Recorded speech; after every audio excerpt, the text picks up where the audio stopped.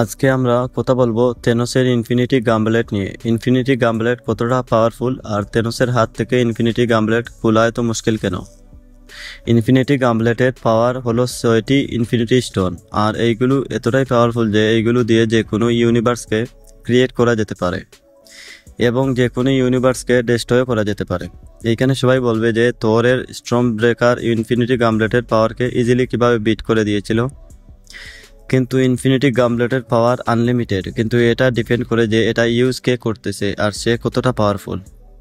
Infinity গাম্বলেট use করনেওয়ালা যতটা powerful হবে ও ততটাই পাওয়ার ইউজ করতে পারবে। আর থেনোসের কথা বললে যখনই থেনোস ইনফিনিটি গাম্বলেট ইউজ করে তার ফেস দেখেই বোঝা যায় যে ইনফিনিটি গাম্বলেট ইউজ থেনোস কিছুটা ফিজিক্যালি ড্যামেজ হতো, আর ইনফিনিটি গাম্বলেট এর সাথে ফিজিক্যাল পাওয়ারও ইউজ করতে হতো। আপনি যে কোনো সিন দেখেন যেখানে থেনোস ইনফিনিটি গাম্বলেট ইউজ করতেছে, ওইখানে থেনোসের ফেসের অবস্থা দেখলেই বোঝা যায় যে ইনফিনিটি গাম্বলেট ইউজে থেনোস ফিজিক্যালি ড্যামেজ হতো। এইখানে আমরা বুঝতে পারি থেনোসের ইনফিনিটি গাম্বলেটের পুরো পাওয়ার ইউজ করতে পারবে না। যে কোনো ক্যারেক্টারও যতটা বেশি পাওয়ারফুল হবে ও ইনফিনিটি গাম্বলেটের পাওয়ার অতটাই বেশি পাওয়ার ইউজ করতে পারবে।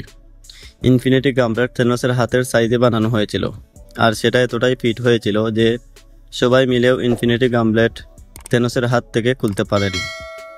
ভিডিওটি ভালো লাগলে সাবস্ক্রাইব।